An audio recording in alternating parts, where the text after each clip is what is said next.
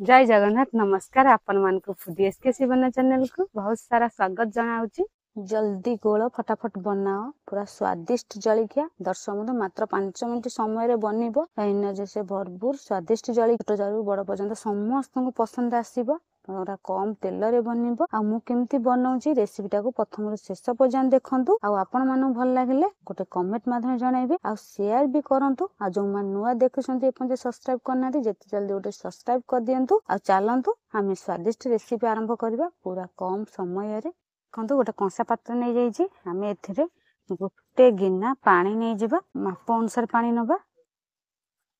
देखंतु गोटे गिना पानी नै हाई गला तेरे आधा चामच लूण पकई दबा पकईगिरी आमे कोन करबा भलसे लूण को गोळेई दबा जेति लूणटा बतई जीवो। देखंतु पूरा एंती मिलेई जीवो लूणटा लूणटा मिलेइबा पर्यंत आमे एंती गोळेइबा। देखंतु लूण सब मिलेई गलानी लूण जेहेतु मिलेई गलानी देखंतु आमे एथिरे कोन करबा पकेइबा बंधा कोबी एंती गुंड गुंड कटा हे जायछि धनिया पत्र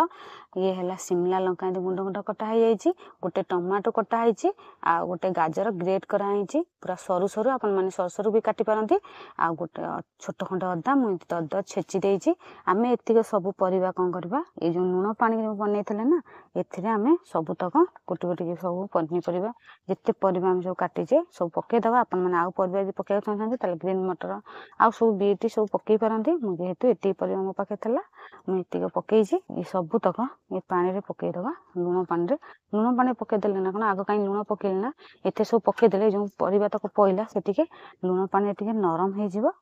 ते आमे गोली दबा तो छोट चामच रे आ जो बंधा कोबी सब पड़छि ये टिके लूण रे नरम टिके हे जिवो। एते कोन करबा 2 चामच बेसन पके दबा आगुरो मापी के थोइ नेथले चामच रे तापर 2 चामच सुजी नै जिबा तापर गोटे गिन्नारू कम माने अध गिन्नारू टिके अधिका आमे अट्टा नै जिबा अट्टा प्राय समस्त घरे अछि गम अट्टा से अट्टा को आमे नै जिबा। आमे कोन करबा देखंतु धनिया गुंड आ जीरा गुंड आ सुखिला लंका गुंड इते घरे सुखिला लंका गुंड नबा टिके भलो वासना छाड़िबो खाइबा परे आमे एतिक सब एथिरे पके देबा मु एते गोटे चामच लेखा नेछि सब मापी के रखिछि लंका गुंड टिके कम नेछि आपन जे छोटो छुआ खाना ताले लंका टिके कम कर परंती पके देबा। आज लंका गुंड न खाय भल पांदिनी ताले आपन कंचा लंका भी पके परंती गरम मसला आधा चामच टिके कम मु एथे नै जाइछि मापी के पके देबा। हळदी गुंड आमे आधा चामच टिके कम नै जिबा तापरे आमे गोटा जीरा आधा चामच नै जिबा एंते सब तक जेहेतु पड़ी गला आमे कन चलंतु गोली दबा जेहेतु पानी देइछि मापरे जदि पानी अभाव नखट हुए आमे पछरे पानी दबा प्रथम आग एमती सुखिला गोली दबा पूरा भल से अपन स्किप करंतु नै पूरा कम समय रे बनिबो रेसिपी को प्रथम शेष पर्यंत देखंतु पूरा सहज आपन माने समस्त बनै परिबे पूरा कम तेल रे बनिबो एमती आमे भल लागिरी आगो प्रथम गोली दबा आटा जेहेतु गोला हो गला से केते बहलिया हो जाइछि आमे कोन करबा आ अल्प टिके पानी दबा अल्प अल्प पानी देकरी एमती गोलीबा एकाठक पानी दबा नै केना पतला अधिक आइ पारे आमे एते पतला करबा नै ना एते बहलिया करबा नै आटा सेमती से अनुसार आमे बनेबा देखंतु जेमती आमे चकुली पिठा पय जो आटा बना जाय सेमती आटा हबो जेहेतु लूण पड़तला आधा चामच लूण टिके लागिबनी आमे कोन करबा आउ आधा चामच लूण पके दा काइना परिबा सब पड़छि सेते लूणटा टिके आमे आधा चामच लूण पके देबा पकईगिरी आउ टिके एमती गोली दबा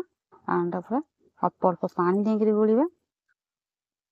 आमे बिना सोडा इनो रे बनेबा आते बिना सोडा इनो भी किछि पकेबे आवश्यक नै पूरा नरम बनिबो एमती भल के गोली दबा टिके बड़ चामच टा आनिकी देखंतु पूरा आटा एमती गुळा हे गला आमे आनटा को एमती रखिबा देखंतु एते पतला करबानी जेहेतु गुळा हे गला आमे 5 मिनिट पर्यंत घोरी रखि दबा सुजी पड़िछि सुजीटा टिके फुलिबा को दबा 5 मिनिट ले मानटा रखि देइतले आंडा बिटी फुली जाइछि चलंतु आमे बनेइबा चुली लगे मु तावा बसै देइछि आमे सेतरे चलंतु तेल पके दबा गोटे चामच तेल पड़ी गला चामच साजरे आमे आण को पकेइबा आपन माने एते पतला करबानी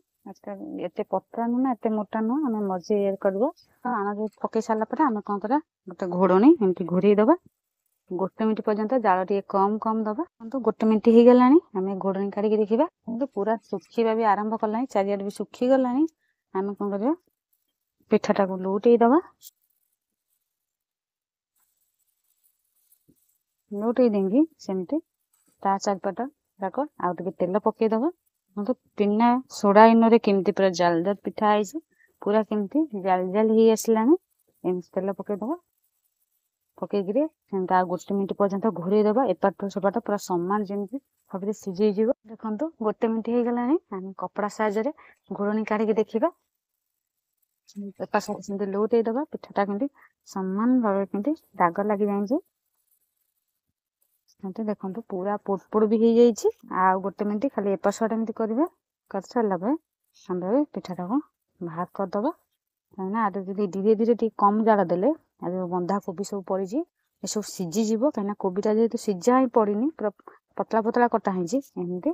आम कौन कर देखो हो गला जेहतु थाली की बाहर करदबा आ गोटे चामच तेल पकईदबा तापर आम आण गोटे चामच नहीं जावा आप जो साइज पिठा करते से साइज से अनुसार आणटा आम नवा